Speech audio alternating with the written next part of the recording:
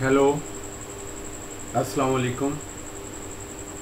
आज का काम शुरू करने से पहले मैं थोड़ा सा अपना तारफ़ करा दूँ।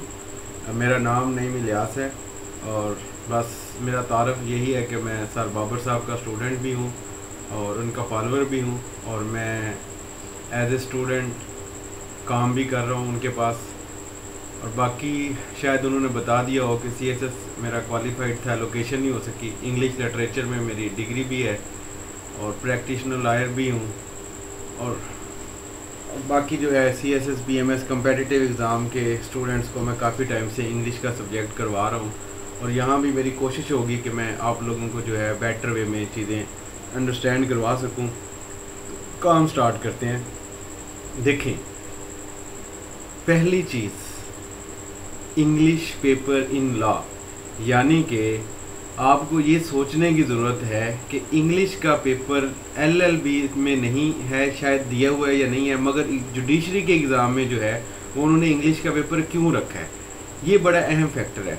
असल चीज़ है वो आपकी एबिलिटी चेक करना चाहते हैं कि क्या आप इंग्लिश में प्रोफिशेंट हैं, क्या आप इंग्लिश लिख सकते हैं, क्या आप इंग्लिश समझ सकते हैं। ये असल एक ऑब्जेक्टिव है उनका इंग्लिश का पेपर देने का, मगर इसकी डिटेल डिस्क्रिप्शन मैं बाद में बात करता हूँ। तो आपको सबसे पहले ये पता होना चाहिए कि लैंग्वेज की टू टाइप्स हैं। एक एक्टिव लैंग्वेज होती है, एक पैसिव लैंग्वेज होती है। एक्टिव लैंग्वेज क्या होती है? एक्टिव लैंग्वेज वो होती है जो आपके पेन में होती है। और पैसिव लैंग्वेज क्या होती है? पैसिव लैंग्वेज वो होती है जो आपके ब्रेन में होती है। अब ब्रेन में क्या चीज़ है? सपोज करें आप 1000 वर्ड्स रोज़ाना पढ़ते हैं, आप प्रेप से लेके मास्टर पीएचडी तक जो है डिफरेंट वर्ड्स पढ़ते आ रहे हैं। जब आप न्यूज़पेपर पढ़ते हैं, जब आप कोई भी इंग्लिश की कोई चीज़ पढ़ते हैं तो आपको बहुत सारी चीज़ें समझ आ जाती हैं। जब आपको कहा जाता है कि इसको अपने अल्फाज में लिखें तो शायद आप में से यानी आप हज़ारों लफ्ज़ पढ़ने के बावजूद शायद 10-20 लफ्ज़ लिख सकें। तो जो आपकी वोकैबुलरी, आपके जो लैंग्वेज आपके ब्रेन में है, जो थॉट में है, वो है पैसिव। वो हर स्टूडेंट की आलमोस्ट काफ़ी ज़्यादा बेहतर होती है और वो रीडिंग के साथ साथ इम्प्रूव होती जाती है। लाइक डॉक्टर्स की अलहदा वोकैबुलरी है, वकला की, लॉयर्स की अलहदा है, हर प्रोफेशन की अलहदा पैसिव वोकैबुलरी होती है, दूसरे को नहीं पता होती। एक्टिव क्या होती है? जब आपको लिखने का कहा जाए तो वो आपके पेन में आ जाए। सेम लैंग्वेज होता है। आपको जब कहा जाए कि कोई टॉपिक है, इस पे लिखना है, अगर आप लिख सकते हैं तो इट मीन्स आप एक्टिव लैंग्वेज के स्टूडेंट हैं। मकसद आपको काम एप्लीकेशन ऑफ नॉलेज और एप्लीकेशन ऑफ लैंग्वेज आती है। और अगर आप अप्लाई नहीं कर सकते तो इसका मतलब ये है कि आपको जो है काम नहीं आता या आप पैसिव पे फोकस कर रहे हैं मगर एक्टिव नहीं होती। याद रखिएगा, एक्टिव लैंग्वेज पे फोकस करने के लिए पैसिव लैंग्वेज पे फोकस करना ज़रूरी होता है। इसलिए कहा जाता है रीडर्स आर द लीडर्स। तो हम काम कैसे करेंगे? जो सबसे पहला जो चीज़ है, जो मेरा तरीक़ाकार है कि मैं आप लोगों को पैटर्न बताना चाहता हूँ कि हमारा पैटर्न क्या होगा। देखिए, मेरी कोशिश ये होगी कि मैं आप लोगों को प्रैक्टिकल लेक्चर्स दूँ। अब हम बात ऑडियो में कर रहे हैं, प्रैक्टिकल लेक्चर्स क्या होते हैं? प्रैक्टिकल लेक्चर्स ये होते हैं कि मैंने आपकी active vocabulary, active language, active writing skill के ऊपर काम करवाना है। मैंने आपको रटी रटाई चीज़ें, क्रैम्ड चीज़ें, मटेरियल तो प्रोवाइड करूँगा बट प्रैक्टिकल वे में प्रोवाइड करूँगा ताकि जो स्टूडेंट्स दूर दराज बैठे हुए हैं उनको मसला ना आए और वो बेहतर तरीके से अपनी तैयारी कर सकें। तो प्रैक्टिकल लेक्चर्स क्या होंगे? मतलब जैसे हम शॉर्ट ऐसे की बात कर लें तो शॉर्ट ऐसे पे मैंने आगे काफ़ी ज़्यादा जो है वो लेक्चर डेवलप किए हुए हैं। लाइक ये देखें, लेक्चर नंबर 4 to 11। अब इसमें एक लेक्चर होगा जनरल डिस्कशन की बात कर लें, टाइप्स ऑफ ऐसे, मटेरियल कहाँ से लेना है, आउटलाइन कैसे बनानी है। पहले मैं तरीका बताऊंगा, फिर आप लोगों के साथ बनाऊंगा, फिर 2-3 दिन टाइम दूंगा, फिर आप लोग अपनी अपनी आउटलाइन बनाएंगे, फिर मुझे भेजेंगे, फिर हम इंट्रोडक्शन लिखने की तरीका लिखेंगे। हर बंदा इंट्रोडक्शन लिख के भेजेगा, वो मुझे बताएगा, फिर मैं लिख के बताऊंगा, फिर थीसिस स्टेटमेंट लिखेंगे और इसी तरह पैराग्राफ्स बनाएंगे। हम लोग तकरीबन 7, 8, 10 लेक्चर के अंदर एक ऐसे लिखेंगे, सब लोग मिल के जो इस लेक्चर को फॉलो कर रहे हैं। और जब आप एक ऐसे लिख लेंगे तो उस फॉर्मेट के ऊपर आपको फिर लिखना आ जाएगा। फिर बात रह जाएगी प्रैक्टिस की। जो जो स्टूडेंट प्रैक्टिस करता जाएगा वो काम भेजता जाएगा, हम उसका काम चेक करते जाएंगे। जो सिर्फ रीडिंग पे सिर्फ फोकस करेंगे कि नहीं जी हमने सिर्फ इसी बात पे रहना है कि हमें मकसद ओरली चीज़ें पता चले, तो उनके लिए फिर कॉम्प्लिकेशंस आ जाएंगी। प्रैक्टिस ज़रूरी है। तो बात फिर मैं वही कह रहा हूँ कि हम प्रैक्टिकल लेक्चर के ऊपर काम देंगे। मेरी कोशिश होगी कि मेरा लेक्चर जो है वो 40 मिनट से ज़्यादा ना हो और 20 मिनट से कम ना हो। 15 से 20 मिनट का लेक्चर एक टॉपिक पे कंप्लीट हो जाएगा, मगर पहले 2-3 लेक्चर जो हैं वो थोड़े से लंबे हो सकते हैं, 40 मिनट्स क्रॉस कर सकते हैं। उसकी बेसिक रीज़न ये है कि ताकि आपको मैं इंग्लिश के जितने इश्यूज़ हैं, जितने उसकी जनरल प्रॉब्लम्स हैं वो डिस्कस कर लें, आपको पता चले बुक्स क्या है, काम कैसे करना है। देन फिर हम उस प्रैक्टिकल चीज़ों के ऊपर आ जाएंगे। उसमें फिर मैं आपको मटेरियल कहाँ से लेना है ये सारा कुछ बताऊंगा। एक चीज़ और चीज़ है, जब हमारे लेक्चर फॉलो करें तो आप कोशिश करें कि आप प्रैक्टिकल हो के साथ काम करें, यानी जो काम दिया जाए उसकी सेल्फ प्रैक्टिस करें। तरीकाकार मैं बता दूंगा, फिर आपको ज़्यादा फ़ायदा होगा। अगर आप सिर्फ सुन लेंगे, इग्नोर कर देंगे, तो फिर आप कह लेंगे फिर कोई भी बंदा जो है वो आपको तैयारी नहीं करवा सकता, आपके लिए जो है वो इशू बन सकता है। तो काम शुरू करने से पहले, इंट्रोडक्टरी लेक्चर देने से पहले मैं एक क्वेश्चन यहाँ पे लिखना भूल गया था। वो ये है कि स्टूडेंट्स फेल क्यों होते हैं, लोग इंग्लिश के पेपर में फेल क्यों होते हैं। ज़रा सोचिए। मैं मकसद जो पॉइंट्स मैंने मुख्तलिफ लोगों से व्यूज़ लिए हैं उनके हिसाब से अगर मैं बात करूं तो मेरे हिसाब से सबसे पहले फेल होने की काज ये है कि उनको करेक्ट इंग्लिश लिखनी ही नहीं आती, उनको ग्रामर पे कमांड ही नहीं है, उनको सेंटेंस स्ट्रक्चर की समझ ही नहीं है कि फिक्र लिखना कैसे है, उनको टेंसेस की ही नहीं पता होता कि प्रेजेंट क्या है, पास्ट क्या है, फ्यूचर क्या है, बात आज में करनी है, बात कल में करनी है, बात फ्यूचर में करनी है, उनको नहीं पता होता। उनको लैक ऑफ मटेरियल होता है, मतलब उनको क्वालिटी स्टाफ नहीं मिलता, उनको ये नहीं पता होता कि मटेरियल लिखना क्या है, पूछ क्या रहा है, बताना क्या है।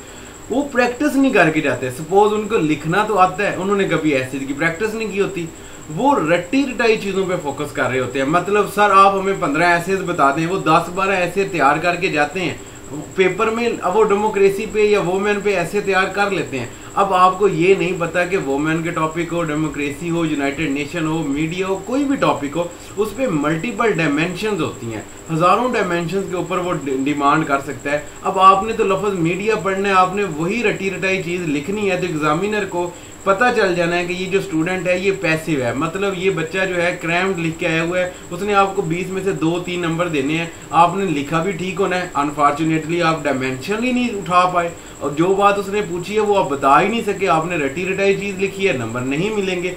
तो फिर लिखने की प्रैक्टिस का खौफ, लिखना नहीं है, चेक नहीं करवाना है, गलती से डरना है। गलतियां करने से इंसान सीखता है। जब तक आप गलती नहीं करेंगे, मुझे कैसे पता चलेगा, किसी मेंटोर को कैसे पता चलेगा कि आप कैसे गलती करते हैं। फिर गलती करके चेक करवा के उसके ऊपर काम ना करना, मतलब एक सर ने गलती निकाल दी है, आपने उस पर पढ़ना ही नहीं है। जब आप पढ़ेंगे नहीं तो फिर आपको नहीं पता चलेगा। तो मटेरियल आपको क्वालिटी का अंदाज़ा नहीं है कि वो कहाँ से लेंगे। ये एक मुझे जो चीज़ें समझ आई हैं, बेसिक काज जो है वो फेलियर के ये हैं कि शॉर्टकट ढूंढना, कोशिश करना कि जान छूट जाए, 40 लेने की कोशिश करना, और मकसद हर तरह से इस पेपर को अवॉइड करना, और ये सोचते हुए कि जिस एग्ज़ाम का नाम ही रिटन है, जिसमें आपने लॉ के 4 पेपर भी इंग्लिश में लिखने हैं, बाकी तीनों भी इंग्लिश में लिखने हैं, तो आप इंग्लिश को इग्नोर नहीं कर सकते। इसके बावजूद भी मैं कहूँगा कि बहुत सारे बच्चे काम करना चाहते हैं, चले उनके गाइडेंस नहीं है, और बहुत सारे बच्चे शॉर्टकट ढूंढते हैं कि जैसे 5-4 टॉपिक मिल जाए और हम काम कर जाएँ। डियर एस्पायरेंट्स, आप लोग मैट्रिक के एग्ज़ाम नहीं दे रहे, आप कंपेटिटिव एग्ज़ाम के पेपर दे रहे हैं। उनको जजेस की ज़रूरत है और उनको जजेस चाहिए, वो आगे में हम डिस्कस करते हैं इसके ऊपर। तो पहला जो है हम डिस्कस अगर कर लें तो उस पर ये है कि बेसिक जो प्रॉब्लम, जो उसके बाद है प्रॉब्लम्स ऑफ स्टूडेंट्स, ठीक है, कि आप लोगों के मसले मसाइल क्या हैं। सबसे पहला मसला जो स्टूडेंट्स ने मुझे पूछा, उनका मसला ये था कि सर हमें ग्रामर का बड़ा प्रॉब्लम है, हम लोगों को ग्रामर जो है वो लिखनी नहीं आती, हमें समझ नहीं आती। हम स्कूलों से वो जैसे हम बचपन में उर्दू मीडियम के बच्चे समझ रहे होंगे, ता ती ते, वो स्कूल जाता था और जाती हैं, और वो ये चीज़ें हम पढ़ते आ रहे हैं, बट आज तक हमें ये समझ नहीं आई। उनकी इसमें कोई बात में शक नहीं है कि हमें समझाया ही नहीं गया एक सिस्टमेटिक तरीके के साथ, हमें वही क्रैम चीज़ें बताई गई हैं जो आज तक हमारे पूरा एक स्टडी का पैटर्न बना हुआ है, जिसकी वजह से मसले हैं। तो याद रखिएगा, ग्रामर के लिए आपको सेल्फ एफर्ट ही करनी पड़ेगी। जिस लेवल पे आप खड़े हैं, जिस लेवल का आप एग्जाम दे रहे हैं, अब आपको बहुत कम लोग हैं, अब तो आप यूट्यूब खोल लें, आपको पूरे पूरे टेंसेस की एक्सरसाइजेस बता देते हैं कि प्रेजेंट में एस लगता है, पास्ट में सेकंड फॉर्म लगती है, विल शैल कहाँ पे लगता है, हैज हैव हैड विल शैल, जितनी भी चीज़ें हैं, हैज़ बीन सीन्स फॉर, कहाँ कहाँ पे यूज़ होता है, ये सारी चीज़ें अब आपको लेक्चर किसी ने नहीं देना इस लेवल पे, आपको किसी ने ताती ते नहीं पढ़ाना। अब काम क्या करना है, सबसे पहले आप यूट्यूब के ऊपर जाएं, पूरे पूरे टेंसेस के ऊपर लेक्चर सुने, लेक्चर सिर्फ सुने नहीं, फिर उसके ऊपर प्रैक्टिस करें, फिर प्रैक्टिस करके वो रीडिंग करें, या तो ये काम कर लें। वैसे मैं एक रिकमेंडेशन करता हूँ, जिन बच्चों का ग्रामर का प्रॉब्लम है, जिन बच्चों का ग्रामर का इशू है, वो सबसे पहले मैट्रिक की एक बुक है, मैं नाम भी मैसेज कर दूंगा, English grammar and composition 9th 10th की English grammar and composition Punjab text book board वालों की बुक है, वो बुक आप लोगों ने लेनी है। उस बुक से जिन बच्चों के टेंसेस का प्रॉब्लम है, जिन बच्चों के ग्रामर का प्रॉब्लम है, सबसे पहले इस बुक्स को पकड़ें। इस बुक को हल करने का एक तरीका है, अगर आप लोग लेंगे तो मैं उसके ऊपर एक पूरा लेक्चर डिलीवर करवाऊंगा कि इस बुक को फॉलो कैसे करना है। सबसे पहले ये बुक लें, ये बुक आपको आसान तरीन तरीके से सेंटेंस स्ट्रक्चर क्लियर करवाएगी, सब्जेक्ट वर्ब ऑब्जेक्ट बताएगी, टेंसेस क्लैरिफाई करवाएगी, एग्जाम्पल्स देंगी, अब उसके बाद ट्रांसलेशन एक्सरसाइजेस देंगी। ये बुक इतनी स्ट्रांग बुक है कि यकीन करें, मैं पूरे पाकिस्तान में कम से कम 3 से 4 हज़ार स्टूडेंट्स की इंग्लिश बेहतरीन करवा चुका हूँ इस बुक की बेस पे। ये बहुत कमाल बुक है अगर आपको पढ़नी आ जाए। ये इसके बाद आप अगर ये बुक कवर कर लें, फिर आप FA लेवल की बुक देखें, फिर ग्रेजुएशन लेवल की टू दी पॉइंट देख लें, कोई भी बुक उठा लें, then Wren and Martin, Oxford और पीटरसन, किसी भी बुक के ऊपर आप चले जाएं, वो हाई लेवल की चीज़ें हैं। आपने करेक्ट इंग्लिश लिखना सीखनी है, आपने कोई हाई फाई, यहाँ पे आप कोई लिटरेरी फेस्टिवल में नहीं आए, या आपने कोई कॉम्प्लेक्स कंपाउंड सेंटेंसेस नहीं लिखने, कि आपने सिर्फ करेक्ट इंग्लिश लिख के दिखानी है। What is your mind should be in your pen, वो आपके पेन में वो चेक करना चाहते हैं क्या ये बंदा अपने थॉट को, ख्यालात को सही तरीके से बयान कर सकता है। ये पेपर है। अब ये चीज़ें आप कोशिश करें, या तो लेक्चर सुने, या जो मैंने बुक बताई है वो बुक लें, वहाँ से अपना ग्रामर और बेसिक सेंटेंस स्ट्रक्चर ठीक करें, फिर मैट्रिक, FA, BA और वो रैन एंड मार्टन की तरफ जाके बेहतरीन से बेहतरीन की कोशिश करें। अगर डायरेक्ट हाई फाई बुक्स लेंगे तो मैं यही कहूँगा कि आप कंफ्यूज ही रहेंगे, आपको समझ नहीं आएंगी। सिंपल करें, खुद को सिंपलीफाई, ग्राउंड लेवल पे लेके जाएं चीज़ों को, फिर आप अच्छे तरीके से प्रॉब्लम सॉल्व करेंगे। दूसरा प्रॉब्लम क्या आता है, सर वोकैबुलरी हम कहाँ से लें, हमें वोकैबुलरी बड़े मसला है। कुछ लोग कहते हैं सर मैंने GRE के वर्ड्स याद कर लिए, सर मैंने ये लफ्ज़ याद कर लिए। याद रखें, एक्टिव और पैसिव वोकैबुलरी। एक्टिव वोकैबुलरी वही है जो आप पेन में होती है।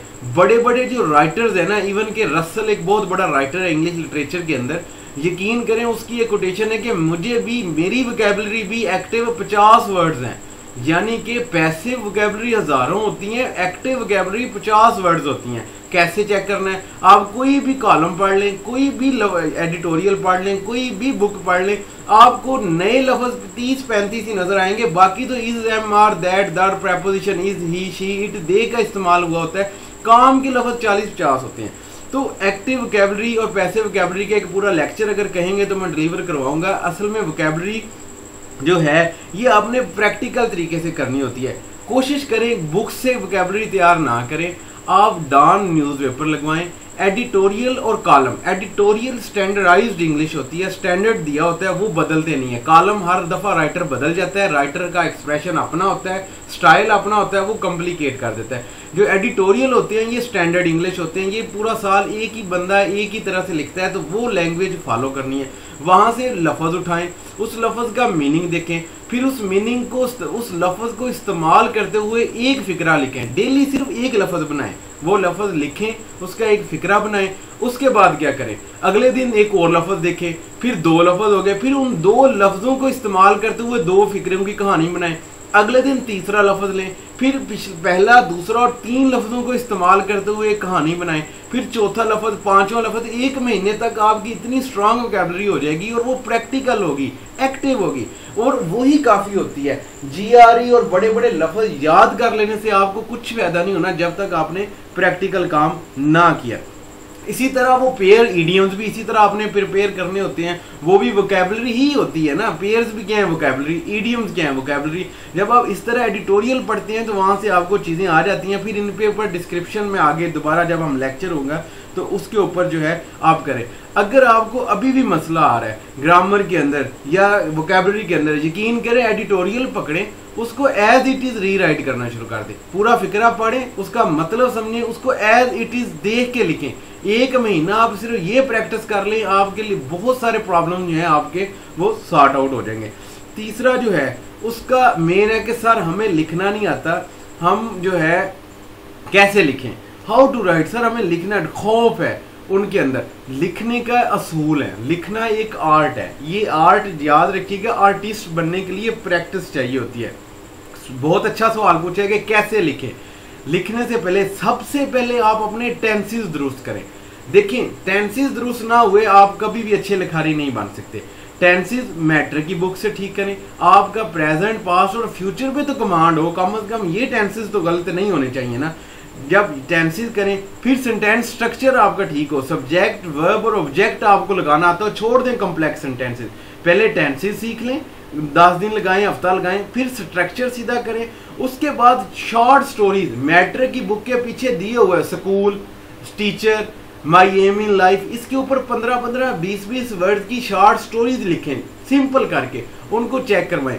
फिर आहिस्ता आहिस्ता कॉम्प्लिकेशंस की तरफ चलते जाएं तो आप जो है वो एक अच्छे राइटर बन जाएंगे। फिर बात वहीं पे आ जाएगी कि बात प्रैक्टिस पे आएगी। सिर्फ सुनने से आपका फिक्र, असल क्या चीज़ है, राइटर कैसे बनता है। राइटर या मेरा मकसद या कोई भी बंदा आप लोगों को जस्ट सिर्फ और सिर्फ एक फिक्रा लिखना सिखा रहा है। मैंने भी आपको कोशिश करनी है एक फिक्रा लिखना सिखाऊं। देखें, जिसको फिक्रा लिखना आ गया, 10 फिक्रे लिख दें, पैराग्राफ बन गया।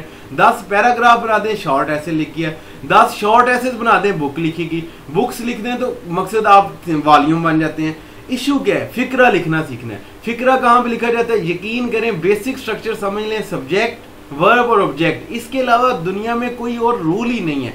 आप जो कॉम्प्लेक्स सेंटेंसेस हैं, कंपाउंड छोड़ दें। एग्जामिनर को करेक्ट देखें, आप अपनी बात जितनी सादा जुबान में कहेंगे उतनी अच्छी समझा पाएंगे और एग्जामिनर आपको उतना अच्छा मार्क्स देगा। गलत को तो गलत किया जा सकता है, करेक्ट इंग्लिश को कोई बंदा गलत नहीं कर सकता। यही होगा 20 नंबर में से आपको 18 दे देगा।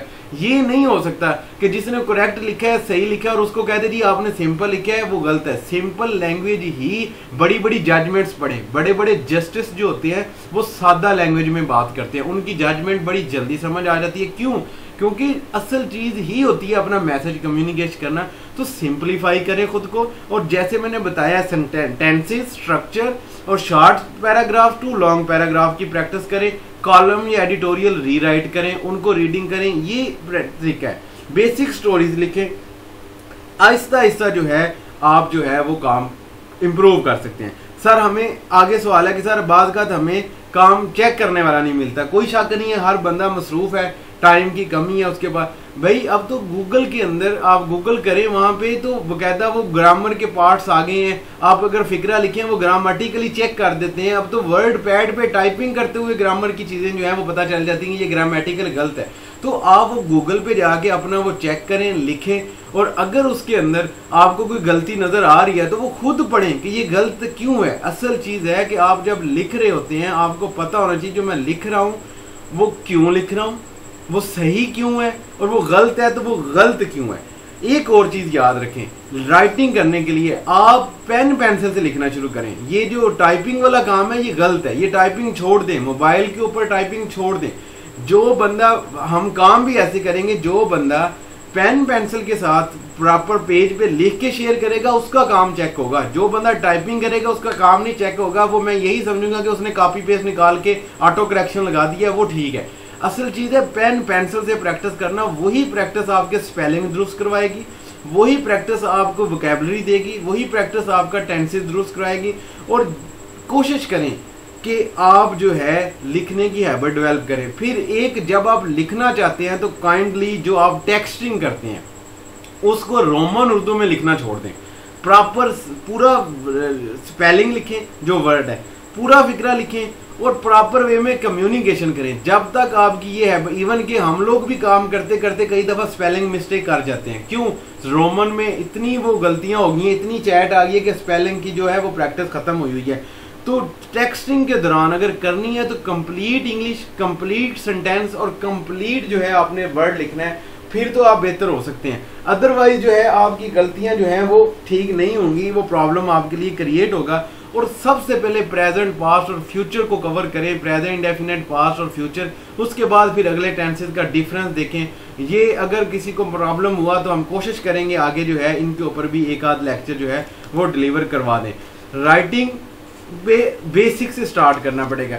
फिर जो है सर हमें रीडिंग का बड़ा मसला है, हम रीडिंग क्या करें, कहाँ से करें और किस तरह करें। देखें, रीडिंग और राइटिंग जो है इनपुट आउटपुट है। जितनी अच्छी इनपुट होगी आपके माइंड में उतना अच्छा आउटपुट आप देंगे। अब ये इनपुट आउटपुट गेम क्या है? आपने आर्गू करना है, आपने दलील देनी है, वो सारी की सारी सॉरी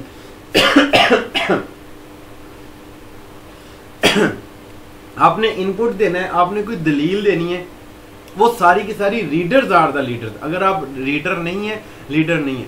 इशू क्या है? सारा स्टाफ नहीं पढ़ना होता।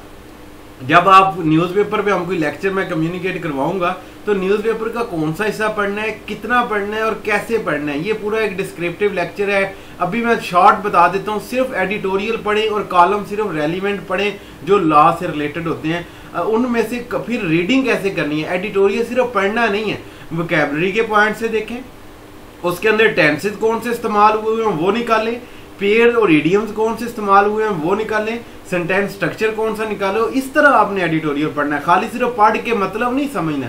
जब आप इस तरह, इसको एनालिटिकल रीडिंग कहते हैं, जब आप ये रीडिंग करेंगे आपकी लैंग्वेज बहुत इंप्रूव हो जाएगी, आपको वोकैबुलरी खत्म हो जाएगी, आपका सेंटेंस स्ट्रक्चर का मसला हल हो जाएगा, टेंसेस की समझ आ जाएगी, एप्लीकेबिलिटी या नॉलेज आ जाएगा, आपको ये भी समझ आ जाएगा कि चीज़ें काम कैसे कर रही हैं। फिर आप न्यूज़पेपर पढ़ते वक्त एक फार्मूला रखें, अगर आपने अच्छे लिखारी बनना है, कि ये जो न्यूज़पेपर है ये किसी पॉलिसी को फॉलो तो नहीं कर रहा। ये वैसे सीएसएस में हम लोग फॉलो करते हैं, आप लोगों का खैर इतना बड़ा पेपर नहीं आना, जनरल नॉलेज के ऊपर एक एक दो दो क्वेश्चन आने हैं। तो बहरहाल न्यूज़पेपर पे मैं इस पे यही बात करूंगा कि आप एडिटोरियल्स लाजमी 3 एडिटोरियल डॉन के ज़रूर पढ़ा करें डेली, फिर आप बेहतर होंगे। वो बात लंबी हो जाएगी, वो इसमें वो करंट फेयर और पाकिस्तान फेयर की बात है, वो बाद में हम बात कर लेंगे। फिर बुक रीडिंग, अभी क्योंकि लॉ में बुक्स तो पहले ही काफ़ी हैं, मैं रिकमेंड नहीं करूंगा बुक रीडिंग क्योंकि आपके पास टाइम है, मगर मैं आई विल रिकमेंड यू कि जजमेंट रीडिंग करें। आप केस लॉज पढ़ने शुरू कर दें, डेली 4-5 केस लॉज पढ़े, उसमें आपकी लॉ की रेलिवेंट वोकैबुलरी मिलेगी जो आपको काम करेगी। बुक्स का टाइम नहीं है, जब एग्जाम दे लें फिर कोई बंदा, मुझे किसी ने बुक्स पूछनी हो तो मैं उसको काफ़ी अच्छी अच्छी बुक्स बता दूंगा, इकोनॉमी पे, पॉलिटिक्स पे, इंटरेस्ट पे, वो बड़ी इंटरेस्टिंग है, मगर वो आपसे रेलिवेंट नहीं है, वो सीएसएस के स्टूडेंट से रेलिवेंट होती हैं। आप जजमेंट या केस लॉज पढ़ें। फिर अप्लाई, याद रखें 3 तरह की रीडिंग है, ऑब्जर्वेशनल रीडिंग, अप्लाइड रीडिंग और प्रैक्टिकल रीडिंग। ऑब्जर्वेशनल रीडिंग क्या है? आपने ग्रामर देखनी है, आपने सेंटेंस स्ट्रक्चर देखना है, आपने उसका जो है लैंग्वेज देखनी है, वे ऑफ कम्युनिकेशन देखना है। अप्लाइड क्या है? वो जो नॉलेज आप ले रहे हैं, क्या मैं उसको अपने ऐसे के अंदर कोई दलील दे सकता हूँ? क्या मैं कोई शॉर्ट ऐसे लिखते वक्त या मैं कोई जनरल नॉलेज का पेपर में कोई सवाल अटैम्प्ट करते वक्त वो दलील वहाँ पे काम आ सकती है? ये अप्लाइड है जो आपने खुद देखनी है। फिर है प्रैक्टिकल रीडिंग। प्रैक्टिकल रीडिंग क्या होती है कि आपने पूरा पैराग्राफ पढ़ा, एडिटोरियल पढ़ा और आपने उसको अपने अल्फाज में रीराइट कर दिया, प्रैक्टिकल शेप में ले आए, उसको वही थीम, वही नॉलेज उठाया और उसको अपने अल्फाज दे दिए जिसमें ग्रामेटिकल मिस्टेक्स नहीं है, सारा कुछ नहीं है। याद रखिएगा, ग्रामर की मिस्टेक्स वाला बंदे के साथ प्रॉब्लम ये होता है कि उसके आइडियाज पीछे ही खत्म हो जाते हैं। जब आपने लिखा ही गलत है, आप जितना मर्जी अच्छा आइडिया देते वो आपके लिए बेनिफिशियल नहीं हो सकता। फिर बहुत कॉमन सवाल आता है, सर हम मटेरियल कहाँ से लें? मटेरियल लेना भी एक आर्ट है।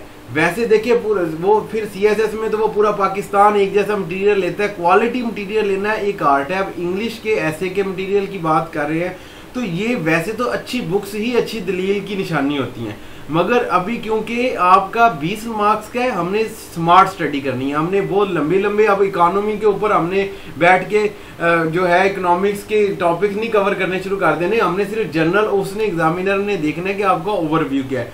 तो आप जो है बेहतरीन हाल यही है कि आप केस लॉज पढ़ें, कॉलम्स पढ़ें, एडिटोरियल्स पढ़ें और अपना म्यार खुद बनाएं, मतलब अपना स्टैंडर्ड खुद बनाएं कि यार मैंने किस लेवल पे दलील देनी है। जितनी मेच्योरिटी आपकी दलील में होगी उतनी अच्छी परफॉर्मेंस होगी। और ये याद रखिएगा, मेच्योरिटी किसी के बताने से नहीं आती, ये रीडिंग से आती है। और जितनी अच्छी रीडिंग आप ऑब्जर्वेशनल रीडिंग करते जाएंगे उतना अच्छा आपका परफॉर्मेंस का लेवल जो है वो इंक्रीज करता जाएगा। अगर आप नहीं करेंगे तो इन द एंड वही बात है जो पहले प्रॉब्लम चलते आ रहे हैं। फिर है रिटेनिंग, सर हमें याद कैसे रहेगा।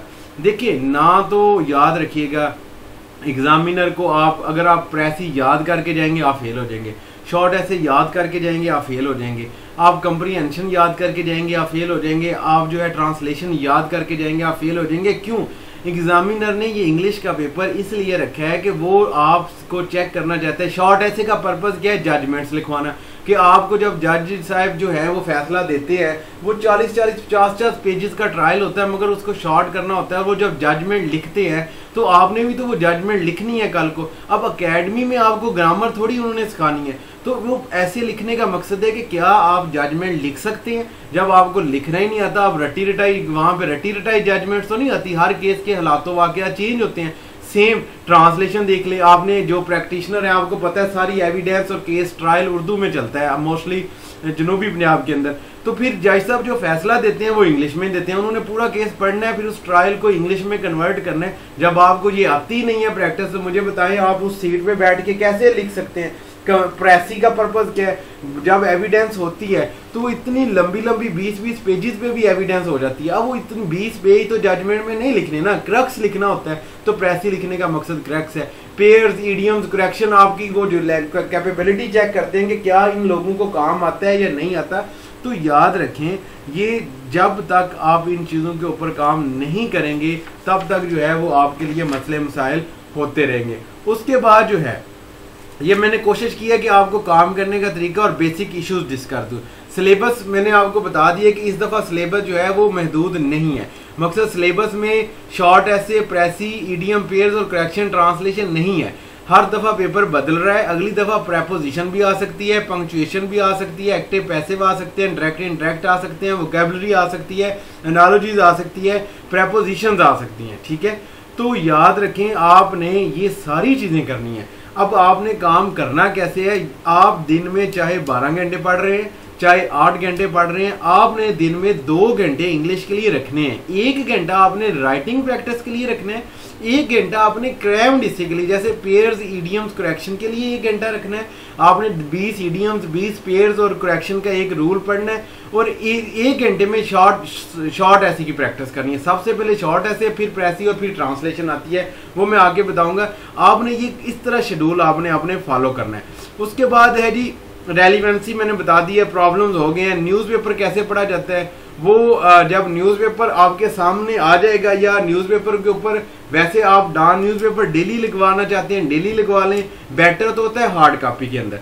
मगर अगर क्योंकि रिमोट एरियाज में नहीं आता तो सॉफ्ट कॉपी में सर ने बताया हुआ है, कोश ऐप भी है, और वैसे भी न्यूज़पेपर नेट पे पड़ा होता है, वहाँ से एडिटोरियल उठाएं, उसको पकड़े, उसके प्रिंट निकालें, या वहाँ से देख के डेली जो है, सिर्फ मैं आपको यही कहूँगा, रीडिंग स्किल मैंने आपको बता दी है। पहले उसको ग्रामेटिकल पढ़े, फिर सेंटेंस स्ट्रक्चर वाइज पढ़े, फिर एक ही एडिटोरियल, फिर नॉलेज वाइज पढ़े, फिर सेंटेंसेस वाइज पढ़े, फिर एज ए ओवरऑल पढ़ के फिर उसको अपने अल्फाज में लिखें। ये जब आप ये 5-6 दफ़ा एक एडिटोरियल पढ़ेंगे तो आपकी हर चीज़ जो है वो बेहतर से बेहतरीन होती जाएगी और आपको ज़रूरत नहीं रहेगी। बुक्स भी मैंने डिस्कस कर दी हैं। बेसिक ग्रामर वही बुक जो मैंने मैट्रिक की बताई है, 9-10 की इंग्लिश ग्रामर एंड कंपोजिशन, वहीं से आप बेहतर काम कर सकते हैं।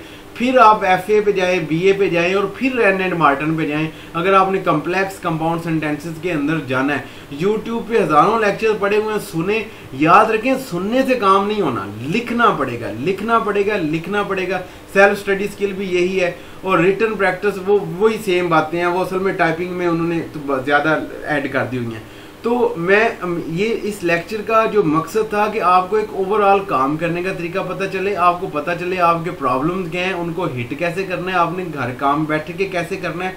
फिर जो है अगला जो लेक्चर होगा वो फिर मैं आपको एक जनरल डिस्कशन करेंगे। टेंसेस में एक ओवरव्यू दे दूंगा, सारे टेंसेस कैसे जनरल बता दूंगा। इंग्लिश राइटिंग के खौफ क्या है, निकलना कैसे है, सेंटेंस स्ट्रक्चर इंप्रूव कैसे होता है, इसका एक 15-10 मिनट का दे दूंगा। फिर जो है राइटिंग स्किल की जो बुक्स है उनकी मैं यहाँ पे PDF फाइल शेयर कर दूंगा। वोकेबलरी के 2-4 सेंटेंसेस आपके साथ बना दूंगा। फ्री राइटिंग और सेल्फ स्टडी के ऊपर हम काम करके देन हम पेपर के ऊपर आ जाएंगे अपने। और चौथे से लेक्चर जो है वो आगे डिपेंड करता है कि किस तरह जो हम चीज़ें ले चले। और अब अगर किसी बच्चे का कोई क्वेश्चन होता है, काइंडली वो मुझे ऑडियो के अंदर शॉर्ट ऑडियो बना के सेंड करें, क्योंकि ग्रुप्स के अंदर काफ़ी क्वेश्चन समटाइम एक एक क्वेश्चन के अंदर मुख्तलिफ आर्गू हो रहे होते हैं और वो क्वेश्चन अंदर ही गुम जाता है। कोशिश करें मुझे प्राइवेट विंडो में एक छोटी सी ऑडियो भेज दें। वो ऑडियो अगर मुझे लगा कि ये सब के लिए बेनिफिशियल है तो वो मैं ग्रुप में शेयर भी करूँगा, सर को भेज दूंगा। अगर वो मकसद कॉमन सवाल है या कॉमन इशू आ रहा है जो मैं आंसर करूंगा वो भी भेजूंगा। वहां पे मेरे लिए पॉसिबल नहीं होना कि at the spot her audio को रिस्पॉन्स करूँ, वो हो सकता है मिस हो जाए।